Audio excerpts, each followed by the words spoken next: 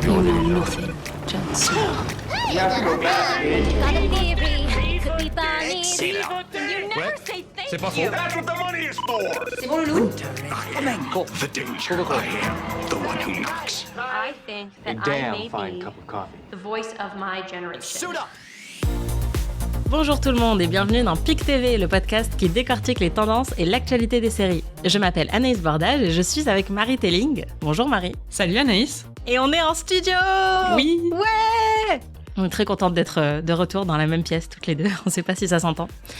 Ça fait désormais 1 an que le plus grand phénomène sériel des 20 dernières années s'est achevé. Je veux évidemment parler de Game of Thrones, la série de fantasy adaptée des romans de George R.R. Martin, qui a galvanisé des millions de téléspectateurs année après année, jusqu'à un final tragique et pas dans le bon sens du terme. 1 an après, on revient sur cette conclusion hors norme et sur le phénomène culturel sans précédent qu'a été Game of Thrones. Mais avant ça, le pic de la semaine. Marie, qu'est-ce que c'est le pic de ta semaine? Mon pic, c'est de me retrouver ici en studio avec toi. Non mais vraiment, ça C'est fait mignon. plaisir de plus être sur Zoom. C'est vrai. Et toi Anaïs, c'est quoi ton pic? Le pic de ma semaine, c'est que j'ai appris aujourd'hui que le 3 juin, sur Amazon Prime Video, on aura accès à toutes les saisons de Les Frères Scott, qui reste une de mes séries d'adolescence préférées, Mon Dieu. que j'ai vue jusqu'à la fin, même quand j'étais adulte. Je me souviens, j'avais 20 ans pendant la dernière saison et je la regardais encore à la télé et je trouvais ça trop bien. Donc vraiment, j'ai qu'une hâte, c'est de pouvoir me replonger dans l'histoire des Frères Scott, parce que c'est un vrai bijou, quoi. Les gens vont vraiment faire confiance à notre avis après ça. À notre opinion. Non, je plaisante.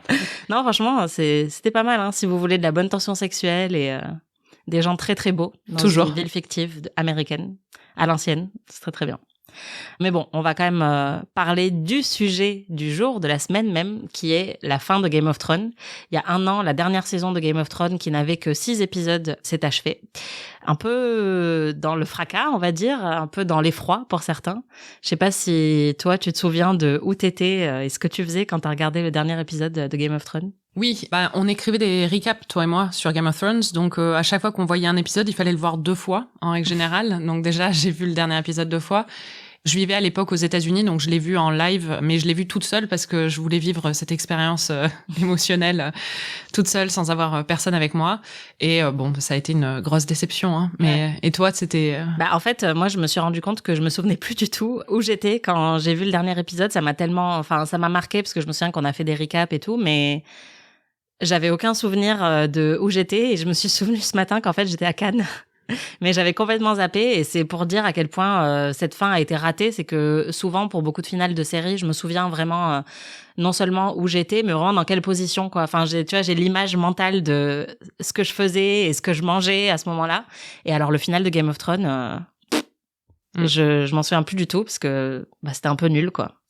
Alors, ce qu'il faut savoir, c'est qu'on a revu les 2 derniers épisodes de Game of Thrones avant le podcast, pour se préparer un peu, pour savoir ce que ça faisait de revoir ces épisodes 1 an après, alors que nos enjeux émotionnels sont peut-être un peu moins élevés, qu'on a eu le temps de digérer quand même, d'être un peu moins en colère. Et puis, pour se demander qu'est-ce qui s'est passé en fait. Enfin, pourquoi ça a merdé, où est-ce qu'ils ont merdé, comment on s'est retrouvés là. Mais avant ça, pour bien se mettre dans l'ambiance, on va quand même se faire un petit extrait du générique, parce que c'est quand même toujours un grand plaisir d'écouter cette musique.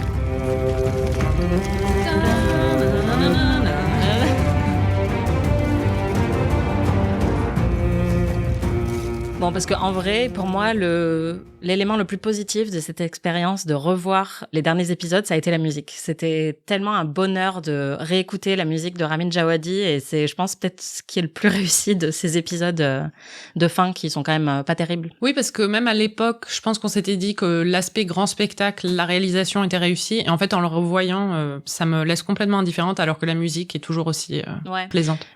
Moi, en le revoyant, je me suis quand même dit que visuellement, c'est très abouti, mais ça rejoint un peu ce qu'on déplore ici depuis assez longtemps quand même, c'est que l'aspect cinématographique, entre guillemets, est très réussi. Il n'y a pas de problème à ce niveau-là. Par contre, ce qui va pas du tout, c'est l'écriture. C'est vraiment le gros point faible de cette dernière saison, alors que Game of Thrones a quand même été, pendant une grande partie de sa diffusion, une des séries les mieux écrites de tous les temps, quoi. Oui, c'est ça. C'est-à-dire qu'on peut situer le changement à peu près au moment où la série a commencé à se faire sans le support des livres. Ouais. Où là, il y a commencé à avoir des gros problèmes d'écriture. Mais même dans la saison 6, où il y avait déjà plus le support des livres, il y a eu quand même des très beaux moments et des très grands épisodes. Mais de plus en plus, la série s'est reposée sur du grand spectacle et aussi sur un espèce de fan service, où c'est-à-dire qu'il y avait un tel phénomène de fandom autour de la série et de telles attentes qu'on sentait très bien qu'ils essayaient de satisfaire ça. Et en parallèle, ils avaient plus le support des livres, mais ils avaient des éléments d'intrigue qui avaient été définis, qui leur avaient été communiqués par George R.R. Martin. Et ces éléments, d'ailleurs, quand on y pense, sont brillants. Mais le problème, c'est que pour rejoindre les points, ça va pas du tout, quoi. Ouais. Et on sent vraiment que les créateurs, Benioff et Weiss, en ont eu marre, en fait. C'est même connu, hein, ça s'est dit. C'est-à-dire que HBO était prêt à leur donner beaucoup plus d'épisodes, voire une saison supplémentaire pour finir. Et ils ont refusé. Ils ont refusé parce que ça faisait 10 ans qu'ils travaillaient là-dessus, que c'était un énorme projet et qu'ils en pouvaient plus. Et ça se sent quand on regarde la série. Et ça se sent dans l'écriture parce que ce qui faisait le brio de la série dans les premières saisons, c'est qu'on prenait le temps de découvrir les personnages. On passait des épisodes et des épisodes entiers sur la route avec Tyrion ou avec le limier et Arya qui discutaient, en fait. Et on développait des personnages et on développait un univers avec ses codes. Et tout ça, ça a été complètement bafoué dans les 2 dernières saisons, où on va au pas de course, où plus rien n'est respecté, parce que les gens vont d'un bout à l'autre de Westeros en 2 jours, alors qu'avant, il fallait prendre 2 mois pour le faire. Du coup, les éléments narratifs qui devraient être tellement importants ne fonctionnent pas du tout, parce que ils ont plus du tout le souci du détail. Non, et puis ils doivent aller vite, en fait. C'est ça le problème, c'est que, comme tu dis, ils ont pas voulu faire plus d'épisodes que 6 pour la dernière saison, alors qu'ils auraient pu. Et en plus, ce qui est quand même assez catastrophique, c'est que les 6 derniers épisodes, ils font quasiment tous 1h15. Et quand on voit ce qu'ils ont fait de ce temps additionnel, qui aurait pu être réparti même sur plus d'épisodes, en fait, on comprend vraiment pas, quoi, parce que il y a vraiment aucun développement. Par contre, on passe énormément de temps sur des scènes de combat ou de massacre qui sont assez douloureuses à regarder, qui n'apportent pas grand-chose à l'intrigue. Et tu te dis, putain, mais s'ils avaient pu accorder ne serait-ce que 3 minutes de plus à une conversation entre Arya et Jon, ou enfin un dénouement entre certains personnages auxquels on n'a pas vraiment eu droit, il y aurait peut-être eu plus de satisfaction. Puis même au niveau du marketing, si on regarde, et de toute la communication autour de la dernière saison, toute la communication était autour des batailles, des scènes de bataille qu'ils avaient pris des mois à filmer, que c'était les plus longues scènes de bataille de l'histoire de la télé. Il y a eu un documentaire sur le sujet.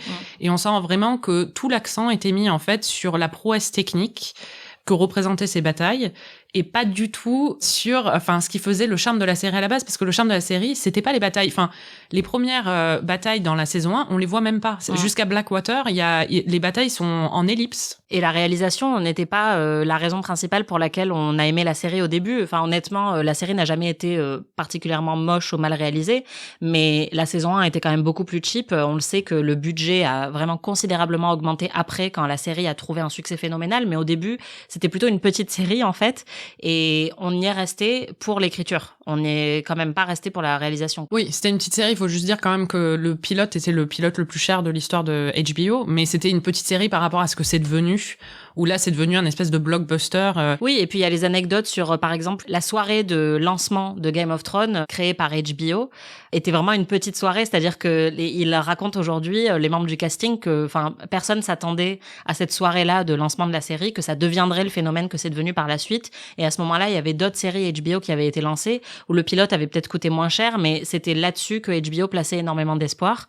Et Game of Thrones a été vraiment un succès complètement démesuré. Enfin, personne ne s'attendait à ça, quoi. Oui, et puis au final, en fait, le problème, encore une fois, c'est pas avoir un budget exceptionnel, c'est génial pour une série. Enfin, le problème, c'est qu'ils ont complètement privilégié ça aux dépens de l'intrigue et de l'écriture. Et on a perdu tout ce qui faisait le charme et la subtilité de la série. Ouais. Et ça se voit vraiment. Là où la série en pâtit énormément, c'est sur des intrigues qui auraient dû être cruciales dans la dernière saison, c'est-à-dire principalement le couple Jon-Daenerys, qui est quand même au cœur de la tragédie, normalement, de la fin, où ça ne fonctionne pas du tout, parce qu'ils n'ont pas pris le temps de l'établir. Alors, il faut préciser que on va spoiler toute la fin de Game of Thrones dans cet épisode, au cas où vous l'auriez pas compris. Donc, si vous n'avez pas vu la fin, c'est pas grave, restez. Honnêtement, ce sera quand même intéressant. Mais si vous n'avez pas envie de savoir ce qui se passe à la fin de Game of Thrones, barrez-vous. Voilà. Maintenant que ça c'est dit, un des arcs narratifs les plus importants de la série qui se conclut vraiment dans ces 2 derniers épisodes, c'est la relation entre Jon et Daenerys, qui a vraiment été bafouée. Ils se mettent en couple très rapidement après s'être rencontrés, alors qu'il n'y a pas vraiment d'alchimie entre les 2 acteurs. Enfin, ça se passe très très vite, alors que d'autres couples de la série ont été construits sur beaucoup plus longtemps. En gros, les 2 ont une prétention au trône. Et il y a une rivalité qui s'installe entre eux alors qu'ils sont en couple et qui se finit par le fait que Jon tue Daenerys parce qu'il pense qu'elle est pas bonne en tant que souveraine. La rivalité entraîne ça, mais il la tue pas parce qu'il la voit comme une rivale. Il la tue parce qu'il la voit comme une mauvaise souveraine qui ne correspond pas à son code moral à lui. Ouais. Mais ce qui est important, c'est que pendant la série, quand même, c'est les deux héros traditionnels d'un récit épique. C'est-à-dire que c'est les deux qui commencent un peu... c'est des outsiders. C'est des outsiders. Elle est orpheline, elle est maltraitée, elle est violée dès le premier épisode. Elle va se bâtir envers et contre tout et elle va devenir avoir un destin qui est hors norme. Et en plus, il y a toute une prophétie autour d'elle qui fonctionne aussi, pour le coup, pour Jon. La prophétie de Azor Ahai, qui est la prophétie de l'élu. Et Jon, c'est pareil, c'est un bâtard qui, comme Aragorn dans Le Seigneur des Anneaux, appartient à un groupe de protecteurs du Nord, des frontières et tout ça. Ils ont vraiment tous les codes des héros traditionnels des récits épiques. On les suit, on les adore depuis le début. Et d'un coup, en fait, il y a cette histoire, ils se rencontrent enfin dans la saison 7. Et alors que leurs histoires d'amour respectives avant étaient bâties sur plusieurs saisons, alors qu'au final, c'était pas l'histoire d'amour la plus importante. On découvre à la fin que l'histoire d'amour la plus importante, c'est entre deux. Mais entre deux, on n'y croit pas du tout. Parce qu'ils se rencontrent.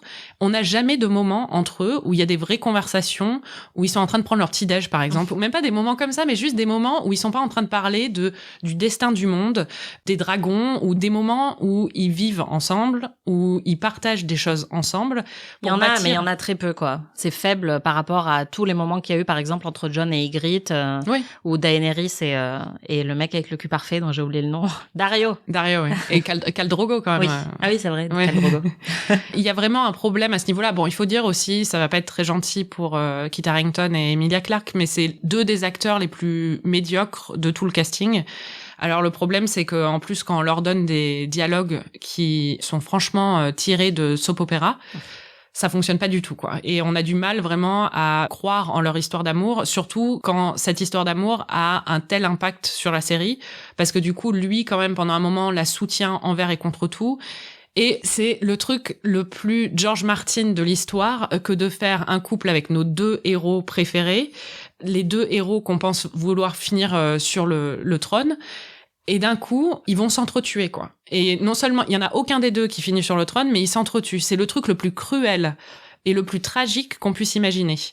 C'est brillant. C'est brillant. C'est du George R.R. Martin, mais magnifique, quoi. C'est aussi bon que Les Noces pourpres. En gros, c'est exactement, pour moi, le problème de ces 2 dernières saisons, c'est que, comme tu disais, tous les points de l'intrigue, ils sont bons parce que c'est ceux que George Martin a inventés et avait imaginé, même s'il a pas encore écrit la fin de Game of Thrones.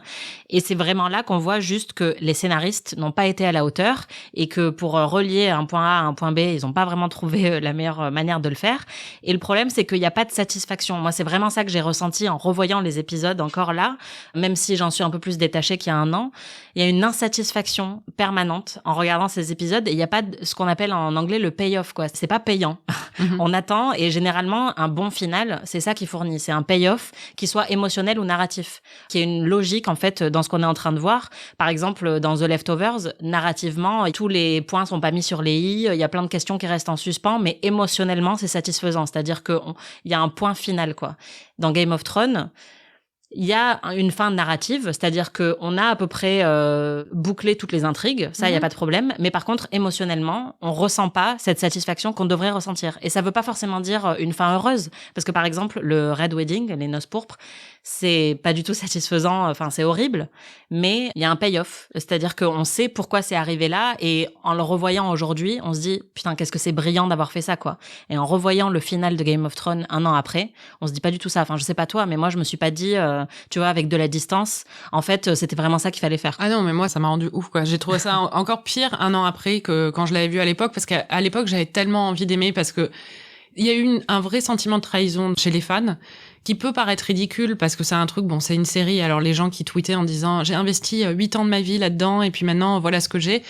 Mais en même temps, c'est vrai que j'avais tellement envie que ça fonctionne parce que j'aimais tellement cette histoire, je l'ai suivie pendant plusieurs saisons, j'ai lu plusieurs des livres. J'avais envie d'avoir une fin satisfaisante. Et j'y croyais pas trop parce que, enfin, vu ce qu'on avait vu dans la saison précédente, j'avais du mal à y croire, mais j'avais vraiment envie que ça se fasse. Et jusqu'au bout, j'ai espéré. Et ça a été une telle déception. Et en le revoyant un an plus tard, mais c'est encore pire parce que je vois encore plus les défauts parce que je sais comment ça a fini, en fait. Ouais. Et sur le papier, toutes les fins de chaque personnage C'est une fin que je trouve satisfaisante en théorie, mais dans les faits, quand je regarde l'épisode, je lève les yeux au ciel toutes les 5 minutes, mais même pas toutes les 30 secondes. Quoi. Et alors l'exemple le plus frappant de ça, et je pense ce qui a été le plus choquant pour tous les fans, et on s'y attendait en fait narrativement, c'est le twist de Daenerys qui, depuis le début, veut conquérir les 7 royaumes et accéder au trône de fer. Et au moment où Port-Réal capitule, et donc elle peut juste devenir reine sans avoir à tuer des innocents, elle décide de foutre le feu à la ville et de tuer tout le monde, et pas seulement Cersei, mais vraiment beaucoup d'innocents qui sont dans la ville, et on a des scènes interminables de massacres, enfin franchement qui sont vraiment de trop quoi. Et ça se passe en un quart de seconde, c'est-à-dire que c'est une scène où on la voit en train de chevaucher son dragon. Et on la voit prendre cette décision, quoi. Il y a pas de dialogue, on la voit juste un peu vriller, et ensuite elle décide de faire ça, et après on la voit plus du tout. Pendant le reste de l'épisode, on sait qu'elle est en train de massacrer des gens, puisqu'on voit le massacre, on voit les flammes du dragon, mais elle, on sait pas pourquoi elle est en train de faire ça, ni ce qu'elle est en train de penser. Et c'est une tâche qui est honnêtement impossible. Et je trouve qu'Emilia Clarke a fait le mieux qu'elle pouvait faire avec cette scène, parce qu'elle a vraiment 3 secondes pour montrer qu'elle a vrillé et qu'elle est devenue folle, parce que c'est ça, elle est devenue la Mad Queen. Mais c'est très difficile à avaler. Enfin, et franchement, en le revoyant aujourd'hui, et même en ayant réfléchi à, tu vois, à ses motivations, tout ça, j'achète pas une seule seconde le fait qu'elle fasse ça. Mais tu vois, c'est ça le problème aussi, c'est que en fait la série nous a mis dans une position, et c'est aussi parce que tous les fans, il y avait vraiment une culture autour de ça, on avait tous des théories, on analysait tout et tout. Sur Internet, c'était un énorme phénomène. Elle nous a mis dans une position où c'est à nous de faire le travail et de dire « Ah oui, non mais attends, dans la saison 1, c'est vrai qu'elle regarde son frère mourir comme ça, et c'est vrai qu'elle avait l'air déjà un peu folle. » Et d'analyser dans chaque saison des trucs qui auraient pu nous indiquer ça. Mais en fait, le problème, c'est que si c'est bien écrit, on n'a pas besoin d'analyser ça. C'est-à-dire que ça peut être une surprise, l'ampleur de sa folie ou l'ampleur de son crime, mais on devrait pas être complètement... Il faut que ce soit acceptable, il faut que ce soit compréhensible au moment où ça se produit, et pas qu'on ait à réfléchir et à se dire « Ah oui, mais bon, ok, je comprends pourquoi... » Enfin, non, mais c'est juste c'est pas croyable, en fait. Je n'y ai pas cru.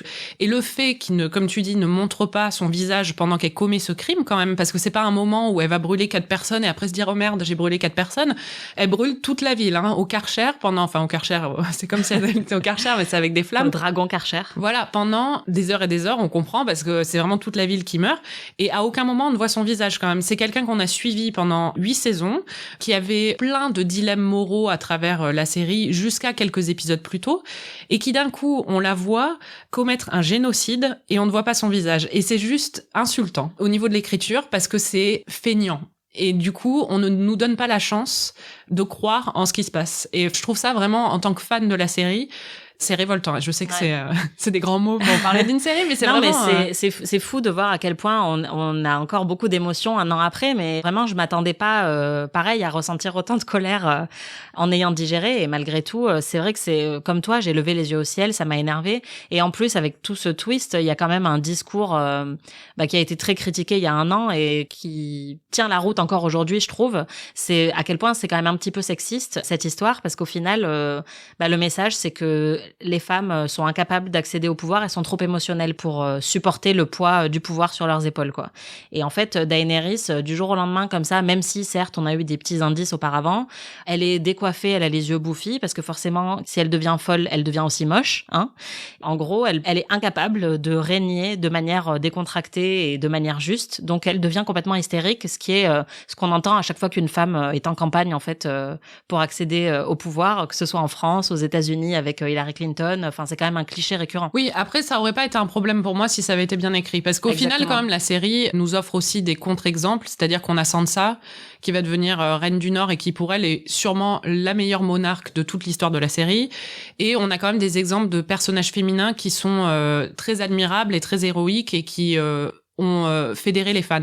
Mais pour moi, le problème, c'est qu'en fait, pour nous faire avaler un tel revirement comme ça, il aurait fallu bien l'écrire. Enfin, pour moi, c'est vraiment ça. C'est le problème, c'est que c'était pas bien écrit, et c'est un tel twist et un tel revirement par rapport à tout ce qu'on nous a dit avant. Et je pense aussi que c'est pour ça que George Martin, il a du mal à pondre ses derniers livres. C'est que c'est hyper compliqué de clore toutes ces intrigues, de les réunir. Et son plan de faire un revirement pareil, c'est hyper compliqué aussi de le vendre. Donc à mon avis, c'est une tâche qui, je les envie pas, Weisz et Benioff, d'avoir eu affaire à ça. En plus, quand ils ont amorcé la série, ils ne pensaient pas devoir la finir sans avoir le support des livres. Donc c'était quand même assez cruel. Mais il y a quand même un truc où tu te dis, au moins, ça avait pas besoin d'être parfait. Mais ils ont lâché l'affaire. C'est ça. Et tu le sens, en fait, quand tu le regardes. Et moi, j'avais même pas besoin d'un final parfait et tout ça, mais j'avais juste besoin d'un truc qui soit pas insultant, quoi. Enfin, et là, tu te dis, surtout quand tu sais qu'ils auraient pu avoir plus de temps, plus d'épisodes, et qu'ils ont choisi de faire ça. Mais c'est vraiment la misère, quoi. Ouais, non, c'est clair. Alors, je relisais les récaps qu'on avait écrits l'année dernière, et il y a vraiment un passage que j'ai trouvé brillant. Ok. Non, il y a un passage, je trouve, qui résume vraiment tout le problème avec Daenerys, donc je vais le lire. On s'auto-quote, c'est là.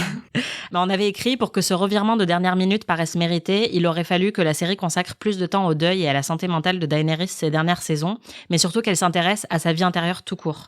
Sa seule amie est mise en deuil et on peut compter leurs scènes d'intimité sur les doigts d'une main. Depuis le début de la série, Daenerys n'a toujours été qu'un objet de désir et de fascination pour les autres et n'a été vue qu'à travers les yeux des hommes qui l'entourent, Jorah, Viserys, Daario, Tyrion, Varys, Jon. On a eu droit à d'innombrables scènes où il parle d'elle, mais on l'a rarement vue parler d'eux. C'est brillant. Waouh. Non, mais c'est vraiment ça. On n'a jamais vraiment eu la perspective de Daenerys. On a eu un peu son point de vue au début, dans les premières saisons, et puis après, ils ont complètement abandonné ça, et on a passé tellement de temps à juste voir Jorah qui lui faisait « Daenerys, c'est trop belle », mais par contre, on n'avait pas du tout sa perspective en tant que souveraine. Et en tant que femme, non, mais c'est vrai, parce que il y a pas d'intériorité, en fait, au personnage de Daenerys. Mis à part les scènes qu'on voit avec Khal Drogo au début, où elle essaie de le comprendre, elle essaie de le satisfaire, et enfin bon, c'est quand même révélateur aussi, c'est des scènes où elle essaie de satisfaire son mari, d'exister dans cette... On a rarement des moments de dilemmes moraux ou des choses comme ça où on la voit vraiment réfléchir hors de ses conversations avec d'autres hommes, en fait. Et en plus, elle est tout le temps dans la posture de souveraine, et c'est devenu même une blague récurrente, quoi, où à chaque fois elle disait oui, reine des Andales, Mamia, enfin tu vois, reine du micro-ondes, un troisième de son nom, je sais pas quoi. Et alors que en vrai, moi, je suis pas scénariste, mais si à la fin, dans la dernière saison, tu m'avais juste mis un moment où Daenerys dit « J'ai été violée, j'ai été sous-estimée par tout le monde, j'ai vu mon propre frère mourir parce que il était tellement horrible avec moi que j'avais pas d'autre choix que le faire tuer, quoi. J'ai vécu ça, j'ai vécu ci, mes dragons sont morts, ma meilleure amie s'est fait buter. » Enfin, tu vois, juste qu'on ait un petit moment qui nous fasse comprendre que 20 minutes plus tard, elle va avoir ce twist, quoi. Mais on l'a jamais eu, on n'a jamais eu l'espèce d'accumulation, le poids qu'elle a à travers les saisons, on le ressent pas. Et elle nous le rappelle pas. Ça aurait été simple, quoi, de juste faire ça. Ils l'ont fait un petit peu quand elle rencontre Jon dans la saison 7. Ouais. Elle lui dit, elle parle un peu, elle mentionne le fait qu'elle a traversé des trucs horribles. Ouais. Mais le poids se ressent pas du tout, alors que par exemple Sansa, qui a aussi vécu énormément de trucs horribles, on comprend très bien le poids des saisons sur elle, quoi. Daenerys, pour moi, il aurait suffi de rappeler un peu d'où elle venait et tout ce qu'elle avait fait, au lieu de dire reine des Andales, machin truc, tu vois, pour qu'on comprenne pourquoi, en fait, il y a un moment où elle en peut plus. Elle a décidé que c'était trop tard, elle reviendra pas en arrière et elle va faire régner la peur plutôt que de se montrer faible et vulnérable, qui est quelque chose qui ne lui a jamais apporté beaucoup de bonheur jusqu'à présent. On en revient toujours au même problème, en fait, c'est que s'ils avaient eu genre 4 épisodes de plus, déjà ils auraient pu prendre plus de temps entre la mort de Missandei et son pétage de plomb. Et là, on aurait peut-être pu avoir un peu plus de subtilité. Oui, puis de moments de calme où elle parle, où elle travaille son deuil ou des choses comme ça, et on comprend qu'elle est en train de vriller juste de la voir échevelée et tout ça. Enfin. Voilà. Bon, et puis il y a Daenerys, mais il y a aussi d'autres personnages en fait qui ont été sacrifiés ou gâchés dans l'écriture, qui pourtant faisaient partie des personnages les plus attachants, ou enfin qui avaient été très bien écrits jusqu'à présent. Même des personnages mineurs comme Grey Worm ou Vert Gris.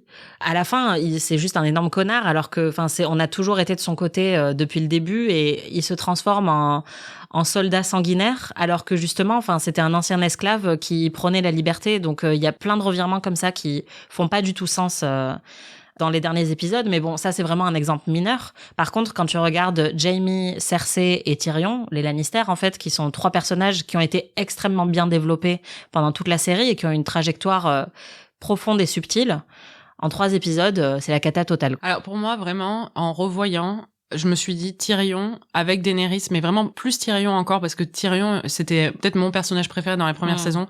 Il a été sacrifié à partir du moment où il tue son père et il quitte King's Landing.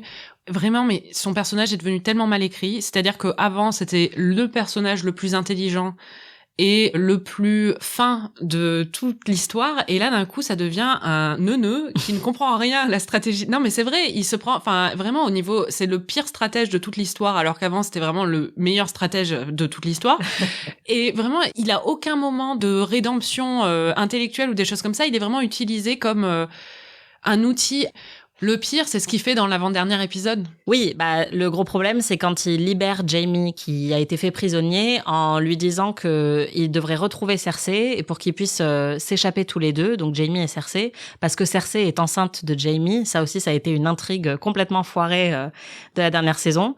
Et donc, on va écouter un extrait de la conversation entre Tyrion et Jaime, et vous allez voir, c'est quand même assez agaçant. To be honest, I never really cared much for them. Innocent or otherwise. You do care for one innocent. I know you do. And so does Cersei. She has her reason now. The child is the reason she'll never give an inch. All the worst things she's ever done, she's done for her children.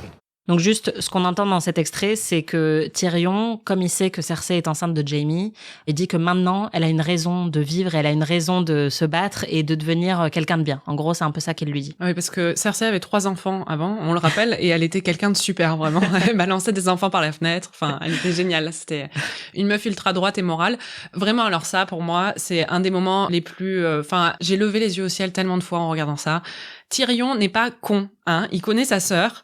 Et vraiment, déjà, il y a un truc dans les séries en règle générale, dans la fiction en règle générale, où on adore donner des caractéristiques d'humanité, où d'un coup, on humanise un personnage féminin qui est difficile en la rendant mère. Et d'un coup, alors parce qu'elle est mère, elle devient bonne, quoi. Parce que la maternité, il y a rien de plus pur, hein. Voilà. C'est ce qui se passe avec The Handmaid's Tale, avec le personnage de Serena Joy, qui d'un coup devient sympa et presque féministe parce qu'elle a un enfant.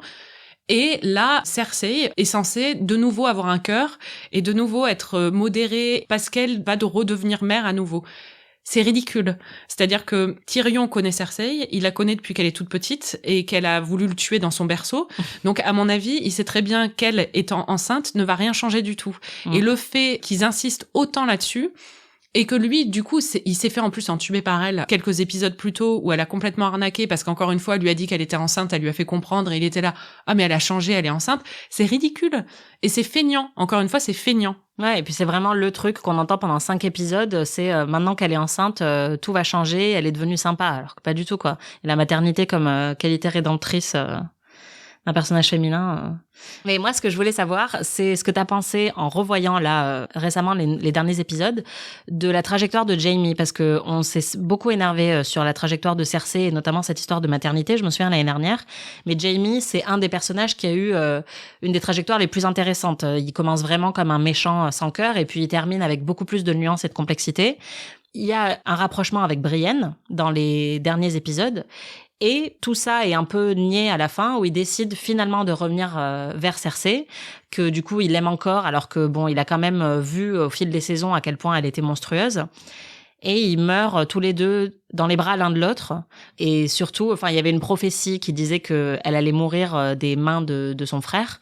Et en fait, au final, elle meurt dans les bras de son frère, mais c'est pas forcément ce à quoi on s'attendait. Et puis, on les voit pas vraiment mourir, c'est-à-dire qu'on voit le plafond qui s'effondre, mais on n'assiste pas à la mort de Cersei, alors qu'on l'attendait un peu, il faut dire, depuis plusieurs saisons. Comment tu l'as vécu en revoyant cette scène? Parce que moi, je me souviens qu'à l'époque, il y avait d'autres trucs qui étaient tellement décevants que je m'étais dit, au final, ça, c'est pas trop raté. C'est un des trucs les moins ratés de l'épisode. Mais je sais pas si je penserais ça aujourd'hui. La scène en particulier, je sais pas. Enfin, pour moi, c'est juste un autre truc un peu raté dans l'épisode. La trajectoire de Jaime, je pense que j'ai une opinion un peu impopulaire là-dessus. Moi, je pense que le fait qu'il retourne vers Cersei, ça me dérange pas du tout. Au contraire, parce que pour moi, ça a toujours été un personnage très complexe moralement. Et que le fait qu'il retourne vers la femme qui au final est sa sœur et son amante et la mère de ses enfants. Exactement, mais avec qui il a partagé énormément. Et bien sûr il y a un truc de dégoût et en même temps mais il y a aussi un truc très profond d'amour. Ça m'a pas choqué. Moi par contre honnêtement, et ça encore une fois ça va pas du tout être populaire, mais son histoire avec Brienne dans les derniers épisodes, moi j'ai trouvé ça cheap. En fait pour moi c'était vraiment du fan service. C'est-à-dire que les gens voulaient qu'il y ait un truc avec Brienne et j'ai pas trouvé ça... pour moi, ça fonctionnait pas. C'était vraiment pour satisfaire les fans. Ouais. Et j'aurais préféré que, justement, il ne se passe rien de physique entre eux. Parce que Brienne, ça a vraiment été un élément qui l'a aidé à, justement... à grandir, à mûrir, à être plus moral, être plus droit, parce qu'elle est tellement droite. Et je trouve qu'ils ont un peu entaché cette relation en apportant quelque chose, en la rendant, en satisfaisant les attentes d'un public qui les shippait en fait. Ouais, bah c'est ça que je voulais dire en parlant du payoff tout à l'heure, c'est que pour moi, je suis d'accord avec toi, même en le revoyant là 1 an après, je trouve que le fait que Jaime revienne vers Cersei, moi ça m'avait un peu dérangé, je crois, l'année dernière, et là en fait je me suis dit c'est exactement ça, c'est-à-dire que c'est pas forcément ce que je voulais, parce que je voulais qu'il soit plus droit et plus noble que ça. Mais je comprends parfaitement cette trajectoire-là et je trouve que c'est une conclusion qui me satisfait complètement pour ce personnage. J'ai pas trop d'avis sur Brienne, mais je trouve que la conclusion qu'il y a après, où Brienne, même après la mort de Jaime, honore un peu ce qu'il a fait, tout ça, j'ai trouvé ça très réussi et je trouve que c'est un des éléments les plus réussis du final. Mais c'est vrai que voilà, je crois que j'avais pas trop compris l'année dernière. Enfin, ça m'avait un peu frustrée parce que je voulais qu'il soit heureux avec Brienne. Et en fait, là, en le revoyant, je comprends parfaitement la trajectoire de ce personnage. Par contre, en revoyant la scène où ils meurent tous les deux, j'ai ressenti exactement ce que j'ai ressenti l'année dernière. C'était un peu de la frustration. Enfin, je trouve que juste tout ce qu'il y a avant est très bien. Ils sont tous les deux dans les bras l'un de l'autre. Ils pleurent. Enfin, en plus, c'est 2 des meilleurs acteurs de la série. Ils sont excellents et enfin, vraiment, moi, ça m'a encore ému aux larmes en le revoyant là. Mais le moment où les murs s'effondrent et où on les voit pas en fait mourir, j'ai encore eu un petit truc de ok. Tu voulais vraiment voir la vie ouais, je sais pas, mais c'est peut-être aussi juste ce type de mort qui est peut-être insatisfaisant parce qu'on a été habitué à des morts qui sont quand même soit très graphiques, soit très poétiques dans Game of Thrones. Mais là, il y avait c'est peut-être aussi le truc de la télé, tu vois, où genre si tu les vois pas mourir, ils sont pas vraiment morts et bon après on voit leurs cadavres dans l'épisode d'après. Mais là, cette scène-là, elle m'a encore un peu rendue insatisfaite. Je voulais plus de, je sais pas, quelque chose de plus satisfaisant. Après, je pense que leur argument, c'était les créateurs qu'ils sont ensevelis dans l'immeuble du pouvoir, quoi. Enfin, littéralement sous les débris du pouvoir, parce qu'elle a rien voulu lâcher jusqu'à la fin et qu'elle était en plein déni. C'est beau. Enfin, encore une fois, c'est bâclé parce que le problème, c'est que 10 minutes plus tôt, même pas, t'as Jaime qui est en train de se battre avec Euron, qui est le pire personnage de toute l'histoire. En même temps, t'as le Clegane Bowl qui est en train d'arriver. En même temps, enfin, t'as 15 trucs qui arrivent en même temps. Trop de trucs, ouais. Et c'est triste de voir des personnages aussi complexes et qui, justement, étaient aussi fascinants à suivre pendant plusieurs saisons. Ouais. Finir comme ça, quoi. Enfin, où on a l'impression que c'est juste un bullet point sur une liste à remplir, où c'était genre, ah oui, il faut aussi mettre la mort de Jaime, et comment ils vont finir, ah oui, c'est ça, là, enseveli, il faut pas oublier de faire ça, hein. Et enfin, on a vraiment l'impression que c'est un peu ça, le final. Donc, moi, ça reste ça, mon problème. S'il y a un truc qui reste réussi, et je l'ai encore plus ressenti en revoyant l'épisode, c'est le destin des Stark. Oui. C'est vraiment très bien fait, et c'est super émouvant de voir Arya qui décide de partir explorer en fait ce qu'il y a à l'ouest de Westeros, Sansa qui règne sur le nord, Jon qui part au nord du mur. C'était vraiment hyper émouvant de voir ça, et même Bran, enfin bon, j'avais trouvé ça un peu what the fuck l'année dernière, le fait qu'ils finissent sur le trône, mais là ça m'a pas dérangé. Et même la scène du conseil où on voit leur premier conseil politique en fait, et comment Bran va régner sur ce nouveau monde, je l'ai trouvé plutôt réussi, alors que l'année dernière ça m'avait un peu laissé sur ma faim, mais je trouve que le destin des Stark est plutôt bien fait dans le final. Alors moi il y a 2 choses, c'est-à-dire que déjà, pour parler de Bran en particulier, je trouve sur le papier ça fonctionne très bien, parce que c'est vraiment un truc très George R.R. Martin de prendre le personnage qui est devenu le plus déshumanisé, enfin littéralement, hein, il a vraiment plus de caractéristiques humaines, il a plus d'émotions. Que ce soit lui qui puisse être le monarque, parce que c'est vraiment un message, enfin, c'est-à-dire qu'on peut pas régner tout en ayant des émotions humaines, c'est ça qu'on nous dit, quoi. Enfin, l'idée est très bonne. La façon dont on nous le vend, avec Tyrion qui dit qui a une meilleure histoire que Bran, t'es là, bah littéralement tous les autres personnages. Alors, enfin, pour ce qui est des Stark en général, je suis d'accord. Enfin, pour moi, la fin de Sansa, la fin d'Arya, la fin de Jon m'émeut aux larmes. J'ai vu 3 fois l'épisode maintenant. Enfin, je trouve ça, enfin, c'est très très beau. Mais pour moi, ça rend encore tout plus doux amer, parce que ça me renvoie aux premières saisons, et ça me renvoie à ce que j'ai adoré dans cette série, et ça met encore plus en exergue le fait que le reste est loupé, quoi. Et que pour arriver à ce point-là, on a vraiment, bâclé complètement la fin. Et les 5 dernières minutes sont bien, mais c'est vraiment triste de se dire que tout ce qu'il y a avant, dans les 2 saisons précédentes, c'est nul, quoi. Ouais. Non, mais je suis d'accord, c'est une grosse déception, mais c'est vrai que moi, je le ressens plus positivement. Du coup, je me dis, enfin, ça me rappelle à quel point pendant 5 ou 6 saisons, ça a été une des séries les mieux écrites de tous les temps. Et ça a été un tel bonheur de suivre ces épisodes et juste de voir la finesse dans l'écriture. Et du coup, bah, heureusement qu'ils se sont rattrapés avec ces 5 dernières minutes du final qui sont pas mal, parce que je pense que j'aurais quand même pas aimé que ce soit aussi raté, tu vois. C'est-à-dire qu'il y a au moins ça, quoi. Ouais, mais c'est ça. Enfin, franchement, c'est les 5 dernières minutes, quoi. On se dit, heureusement qu'il y a les 5 dernières minutes. C'est triste. Ouais, mais bon, heureusement. Imagine s'il y avait pas les 5 dernières minutes. Oui, d'accord. Ce serait moi, j'aurais aimé que, mon truc idéal, c'est qu'il y ait 10 minutes dans le dernier épisode où tu dises, moi, c'était pas top, ça, tu vois. Bah, évidemment. Et le reste, c'était bien, quoi. Enfin, là, les 5 dernières, mais oui. Ceci dit, je leur accorde ça. La fin des Stark est très belle. Et puis, de toute façon, c'était mes personnages, je les adorais. Donc, je suis très contente Puis même, leur fin est très douce amère, très belle. Et puis, franchement, ce qui me manque aujourd'hui, c'est l'espèce de phénomène culturel auquel on a appartenu en suivant cette série. Parce que vraiment, entre le jour où le pilote est sorti et le jour où le dernier épisode a été diffusé, ça a été quand même exceptionnel de voir une série devenir aussi populaire et vraiment monopoliser toute l'attention de la couverture médiatique et culturelle, et surtout dans ces dernières saisons où c'était devenu quelque chose d'inévitable, un peu comme Thanos. Et c'était vraiment parfois saoulant, un peu épuisant, mais en même temps, maintenant qu'on n'a plus ça et qu'il n'y a pas vraiment d'autres séries qui a reproduit ce phénomène blockbuster où vraiment tout le monde l'attend le dimanche ou le lundi, ça me manque un peu, ce sentiment d'appartenance globale à un phénomène. Tu vois, on était tous tellement investis dans la vie de ces personnages. C'était quand même assez exceptionnel. Oui, c'est marrant parce que moi aussi, ça me manque aujourd'hui d'avoir un phénomène comme ça. Mais à l'époque, j'en pouvais plus, en fait. J'avais envie de voir la fin de la série, mais j'en pouvais plus. Des théories à tire-larigot sur Internet. J'en pouvais plus. Des gens qui analysaient chaque scène en disant voilà ça, ce qui s'est passé et tout ça. Bon, il faut dire qu'à l'époque, en plus, je travaillais dans un média qui le faisait beaucoup. Mais c'était vraiment, ça a été au bout du phénomène où c'était vraiment une overdose, quoi. Mais c'est vrai que l'aspect de communion, en fait, où on regarde tous le même épisode au même moment, ça, c'était quelque chose de très unique qui existait dans l'ancienne télé, qui n'existe plus aujourd'hui. Et Game of Thrones a vraiment été le dernier exemple du genre. Et ça a été l'exemple le plus extrême parce que c'était mondial et que c'était vu par tant de personnes. Et ça a été, c'était assez exceptionnel de voir ça et de le vivre en tant que fan. Même si ça a été une déception. Et d'ailleurs, aujourd'hui, il n'y a pas vraiment d'héritière.